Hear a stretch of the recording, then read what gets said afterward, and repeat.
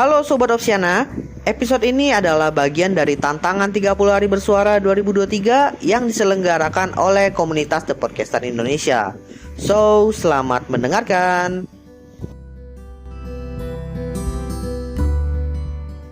Beberapa episode yang lalu gue ngebahas beberapa startup parenting di Indonesia yang lagi naik daun nih. Sekarang gue akan ngebahas beberapa startup di bidang mental health yang lagi naik daun di tahun 2023. Kira-kira apa aja? Mari kita mulai pembahasannya. Bisa dibilang tahun 2023 itu banyak startup di bidang-bidang yang baru muncul, di mana salah satunya itu adalah bidang mental health. Hal ini merupakan dampak juga dari COVID pandemi 19 yang memang mempengaruhi mental health semua orang. Dan juga dari generasi yang baru yaitu generasi Z yang juga memiliki fokus itu lebih ke fokus mental health. Sehingga perkembangan startup mental health itu bisa dibilang tidak dapat terbendungkan karena secara pasar memang sudah terbentuk. Dan setidaknya di sini sudah ada beberapa startup mental health di Indonesia yang namanya bisa dibilang cukup naik di tahun 2023. Kira-kira apa aja? Kita bahas yang pertama. Yang pertama adalah Bicarakan.id.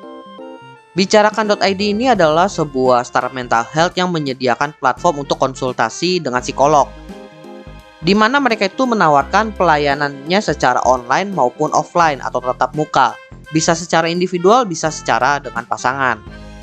Untuk tarifnya sendiri tercantum di website mereka, yaitu konseling tatap muka kisaran 399.000 per jam. Lalu untuk konseling online-nya sekitar 249.000 per jam. Selain menawarkan jasa konsultasi ya, ternyata mereka di sini juga lumayan aktif bikin konten yang berkaitan dengan mental health. Jadi kalau kalian pengen ngecek kontennya bisa langsung ke YouTube mereka di bicarakan.id. Dan kalau mau ngecek websitenya juga sama di www.bicarakan.id. Startup mental health selanjutnya adalah Diceritain. Sebenarnya secara konsep itu tidak jauh berbeda dengan Bicarakan.id. Mereka menawarkan jasa konsultasi dengan psikolog. Tapi yang menarik di sini adalah mereka mengklaim mereka itu menyediakan konselor sebaya dan juga target pasar mereka itu adalah mahasiswa. Jadi secara konsep ini kita itu konsultasi dengan orang yang umurnya sepantaran dengan kita, tapi dia sudah dilatih oleh psikolog. Sehingga kayak konsultasi dengan psikolog yang umurnya sepantaran dengan kita.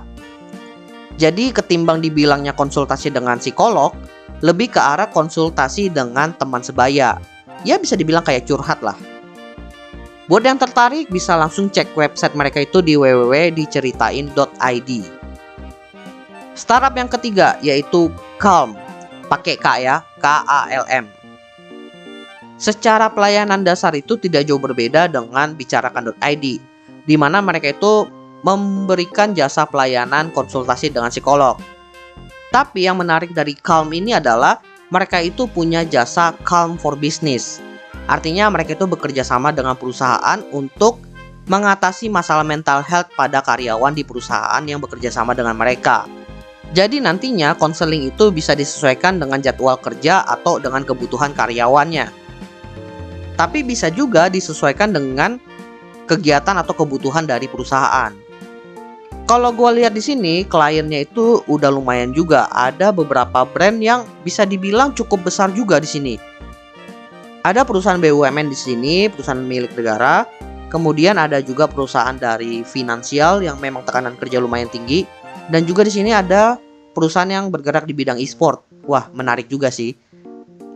Buat yang tertarik dengan pelayanan dari Calm ini bisa langsung cek website mereka itu di www.getstripcalm.com. Gua ulangi lagi www.getstripcalm.com. Next, startup selanjutnya adalah Relief, RILIV. Dan sekali lagi sepertinya layanan dasarnya itu tidak jauh berbeda dengan startup-startup yang lain, yaitu memberikan pelayanan konsultasi dengan psikolog.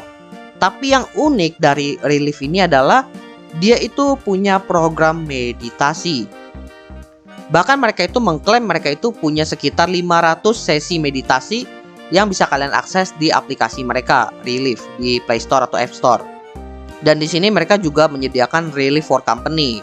Ini masih mirip lah dengan si Calm tadi. Dan kalau gue lihat kliennya itu juga lumayan banyak ya, bahkan lebih banyak daripada Calm tadi. So buat yang tertarik bisa langsung cek website mereka itu di relief.co, atau bisa langsung download aplikasinya di Play Store dan App Store. Dan startup terakhir yang bergerak di bidang mental health adalah 1%.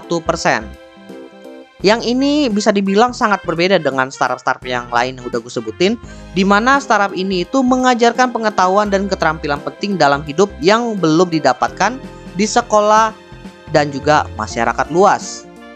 Jadi tema yang mereka usung di sini adalah life school atau sekolah hidup.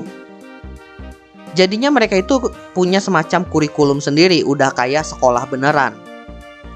Dan bentuk kurikulumnya ini sebenarnya lebih ke produk yang mereka tawarkan. Beberapa produk yang mereka tawarkan itu ada semacam webinar yang tentunya membahas mental health, ada kelas online dengan psikolog, ada mentoring atau layanan konsultasi one-on-one dengan mentornya, dan juga ada konseling. Di sini gue juga nyari tahu sih apa bedanya antara mentoring dengan konseling yang mereka tawarkan. Kalau mentoring di sini ternyata masalah yang dihadapi itu kayak masalah-masalah yang berkaitan dengan ketidakpercayaan diri, kehilangan arah menjalani hidup, kemudian hal-hal berkaitan dengan pasangan. Intinya masalah-masalah yang sebenarnya masih kelihatan ringan. Sedangkan kalau konseling ini mereka itu melayani konsultasi untuk mengatasi masalah kehidupan yang mengganggu kehidupan sehari-hari dan bisa juga membahayakan diri sendiri atau orang lain. Jadi selama mental health lu itu belum sampai mengganggu keseharian hidup lu cukup mentoring aja. Tapi kalau sudah sampai benar-benar bikin lu itu nggak bisa menjalani hidup, kemudian mulai menyakiti diri sendiri, pakailah jasa yang konseling. Buat yang tertarik dengan servis mereka bisa langsung cek website mereka di 1%.net. Oke, jadi itulah beberapa startup mental health yang lagi naik daun di tahun 2023. Masalah mental health ini bisa dibilang pada awalnya kelihatan sepele aja gitu. Tapi kalau dibiarkan lama-kelamaan bisa mempengaruhi kualitas hidup kita. Sehingga kemunculan startup-startup mental health ini bisa dibilang menjadi solusi atas masalah mental health tersebut. Dan di zaman sekarang yang bisa dibilang udah modern juga, masalah mental health itu udah bukan masalah yang tabu. Sehingga kalau memang kalian membutuhkan konsultasi atau jasa-jasa profesional, jangan ragu-ragu untuk mengambil jasa tersebut.